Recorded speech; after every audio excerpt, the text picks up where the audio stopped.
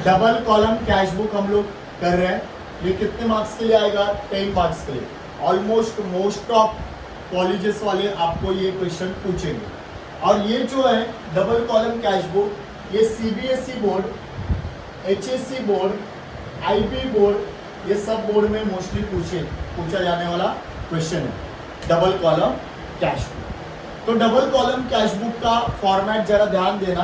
पहला क्या आएगा? डेट, पर्टिकुलर के जगह आप रिसिप्ट लिखा तो भी चलेगा, क्लियर। फिर आएगा आर नंबर यानी रिसिप्ट नंबर। फिर आएगा एलएफ, लेजर फोलियो। फिर आता है कैश, मतलब कैश में कितना पैसा आपके पास आया। और बैंक आएगा, मतलब बैंक में कितना पैसा आपके पास आया। फिर ये हो गया आपका डेबिट साइड, ये आएगा फर्स्ट पेज पे, ये डेबिट साइड आता है। और क्रेडिट साइड में सेम कॉलम्स, डेट, पर्टिकुलर, लेकिन यहाँ पे आर नंबर था, मतलब आने वाले रिसिप्ट का नंबर था। इधर वाउचर नंबर यानी जाने वाले, पेमेंट करते हैं ना तभी वाउचर लगता है, और पेमेंट आता है तभी रिसिप्ट आता है। तो पेमेंट आने के टाइम में रिसिप्ट, और पेमेंट जब भी पे करते हैं तभी कौन सा नंबर आएगा? वाउचर नंबर आएगा। फिर एलएफ आता है।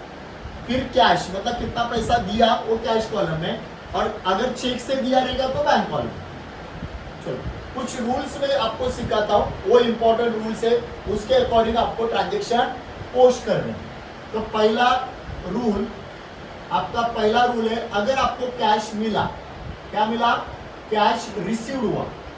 तो अगर आपको कैश रिसीव्ड हुआ तो आपको रिकॉर्ड करना है कैश कॉलम के डेबिट साइड में, मतलब यहाँ पे रिकॉर्ड करना है। जैसे अगर आपको कमीशन मिला, क्या मिला? कमीशन, तो कमीशन लिखना है, और कौन से कॉलम में लिखोगे? कैश कॉलम में लिखोगे, बराबर। लेकिन अगर कमीशन आपको चेक से मिला, किससे मिला? चेक, मतलब अगर आपको चेक रिसीव्ड हुआ, बराबर, चेक रिसीव्ड हुआ, तो आप कौन से कॉलम में लिखोगे? क्या? बैंक कॉलम के डेबिट में लिखोगे, क्योंकि पैसा आ रहा है। पैसा आ रहा है तो डेबिट, पैसा जा रहा है तो credit, as per nominal account का रूल। एज पर कौन सा अकाउंट? नॉमिनल अकाउंट का रूल क्या है? Debit all expenses, losses, credit all incomes and gains. और यहाँ पे जो रूल होगा वो कौन से रूल के हिसाब से आएगा? कैश कॉलम, कैश, ये किसका रूल है? रियल अकाउंट का रूल है। रियल अकाउंट का रूल क्या आता है? Debit what's comes in, credit what goes out. अगर पैसा आ रहा है तो डेबिट साइड में, पैसा जा रहा है तो credit side. Clear my point. और बैंक का रूल किसके हिसाब से आता है? पर्सनल के हिसाब से, क्योंकि पर्सनल अकाउंट है बैंक में।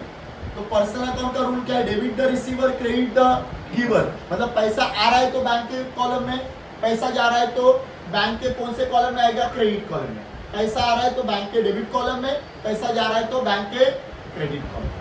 ऐसा आपको करना है। देखो ना यहाँ पे क्या हो रहा है? कैश आ रहा है तो इसलिए कैश के डेबिट कॉलम में। अगर चेक आ रहा है तो बैंक के डेबिट कॉलम में। समझा आता है? अगर हम लोग ने क्या किया? एक्सपेंसेस पे किया, किससे पे किया? कैश से पे किया, तो किधर आएगा बच्चा? पैसा जा रहा है ना यहाँ पे, तो कैश कॉलम के किधर आएगा? क्रेडिट साइड में। यहाँ पे जैसे आपने सैलरी दिया तो यहाँ पे क्या लिखोगे? बाय सैलरी अकाउंट, और कैश में दिया तो कैश कॉलम में आएगा। अगर एक्सपेंसेस आपने पे किया, किससे पे किया? चेक से पे किया, बराबर। चेक से पे किया मतलब पैसा जा रहा है, तो पैसा जा रहा है तो बैंक कॉलम के किधर आएगा? क्रेडिट साइड में। मतलब अगर आपने वेजेस पे किया, किससे पे किया? चेक से, तो जितना पेमेंट किया वो आपके बैंक कॉलम में आएगा। समझा आता? चेक से पेमेंट होना, या तो गूगल पे से पेमेंट होना, या एनईएफटी करना, या debit card, credit card use करना, मतलब बैंक से पैसा जाना। क्लियर यहाँ तक? फिर उसके बाद नेक्स्ट रूल, आपको क्रेडिट ट्रांजेक्शन रिकॉर्ड नहीं करने, नॉट टू बी रिकॉर्डेड। मतलब यहाँ पे क्रेडिट वाले ट्रांजेक्शन रिकॉर्ड हो गए नहीं। अगर गुड्स परचेज किया आपने, किस पे किया? क्रेडिट पे, रिकॉर्ड होगा नहीं। Only cash basis transaction you have to record it in cash book. समझा? ओनली किसके रिलेटेड? कैश के रिलेटेड। मनी रिलेटेड ट्रांजेक्शन आपको रिकॉर्ड करने हैं, क्रेडिट वाले रिकॉर्ड करने के नहीं। नेक्स्ट रूल बहुत इंपॉर्टेंट है ना, जरा ध्यान देना अच्छे से। चेक आपको रिसीव हुआ, चेक अगर मिला, अगर चेक बेरर चेक होगा, कौन सा चेक? Bearer check. अगर बेरर चेक अगर आपको मिला तो उसका रूल जरा ध्यान देना। अगर बेरर चेक सेम डे पे डिपॉजिट हो रहा है, सेम डे पे क्या हो रहा है? डिपॉजिट हो रहा है, मतलब जिस दिन मिला उसी दिन क्या हुआ? डिपॉजिट हुआ। तो आपको डायरेक्ट किस में लिखना है? बैंक के डेबिट कॉलम में लिखना है। मतलब सपोज केदार से चेक मिला 5,000 का, जरा ध्यान देना अच्छे से, ये आता है बहुत बार। अगर बेरर चेक मिला और सेम दिन 1 तारीख को मिला, 1 ही तारीख को क्या हुआ? डिपॉजिट हुआ। किससे मिला? केदार से 5,000 का चेक। तो मिला तो डेबिट साइड, तो यहाँ पे क्या लिखोगे? केदार 1 तारीख को मिला, 1 जनवरी को मिला, केदार अकाउंट, और यहाँ पे डायरेक्ट 5,000 इधर लिखे। लेकिन अगर if cheque not deposited on same day, मतलब उसी जिस दिन मिला उसी दिन डिपॉजिट नहीं हुआ। एक एग्जांपल बताता हूं, चेक आपको जैन 1 को मिला और डिपॉजिट हुआ जैन 5 को, मतलब मिला कभी कभी मिला आपको चेक जैन 1 को मिला, और लेकिन डिपॉजिट कभी हुआ? जैन 5 को डिपॉजिट हुआ, बराबर। तो उस टाइम पे क्या करना है, प्लीज ध्यान देना। उस टाइम पे आपको क्या करना है? जिस दिन मिला किधर से कभी मिला चेक? कभी मिला 1 तारीख को, 1 तारीख को चेक मिला है, उसी दिन डिपॉजिट नहीं हुआ। तो जिस दिन मिला है उस टाइम पे आपको कैश के डेबिट में डालना है। तो कैश के डेबिट में यहाँ पे 5,000 लिखना है, बराबर।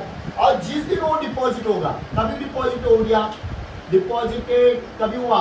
5 जैन को हुआ, तो उस दिन कैश कॉलम के डेबिट में ना, तो कैश को क्या करोगे? क्रेडिट डालोगे और बैंक को डेबिट करोगे। ये करना है आपको। तो कैश के क्रेडिट में, कैश के क्रेडिट में और बैंक के डेबिट में, तो ये क्या हो गया? दोनों साइड में इफेक्ट देना पड़ा जब जिस दिन डिपॉजिट हुआ।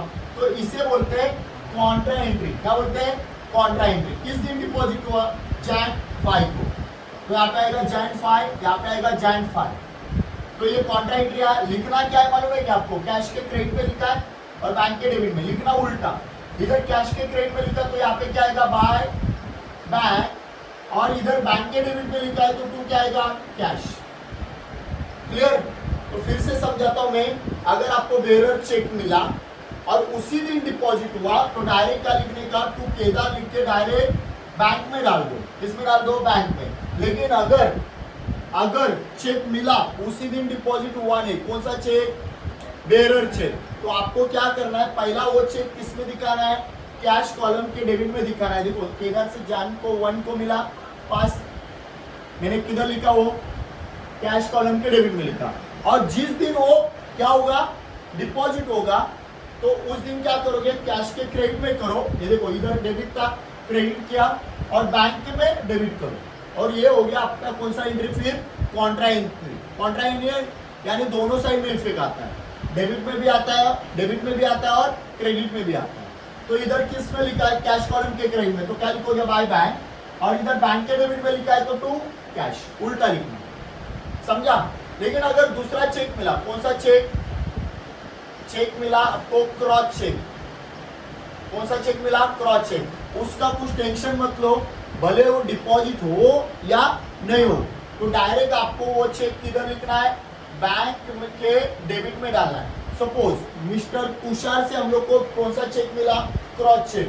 तो वो डिपॉजिट हुआ या नहीं हुआ वो देखने का नहीं, डायरेक्ट बैंक में डालने का। सपोज 10,000 का चेक है तो 10,000 डायरेक्ट बैंक में डालने का। क्रॉस चेक का कुछ टेंशन नहीं लेना है, वो डिपॉजिट हुआ या नहीं हुआ वो देखने की जरूरत नहीं है। कौन से चेक के लिए? खास करके क्रॉस चेक के लिए। लेकिन अगर बेरर चेक हुआ तो आपको देखना पड़ेगा कि डिपॉजिट हुआ या नहीं हुआ। डिपॉजिट हुआ तो डायरेक्ट बैंक के डेबिट में डालो, और नहीं हुआ तो पहला कैश में डालो, और जिस दिन डिपॉजिट हो गया तो कैश के क्रेडिट में और बैंक के। ये करना आपको इंपॉर्टेंट है। क्लियर? यहाँ तक समझा? और कॉन्ट्रा एंट्री बहुत इंपॉर्टेंट मारना पड़ता है। मतलब जब भी हम लोग क्या करते हैं?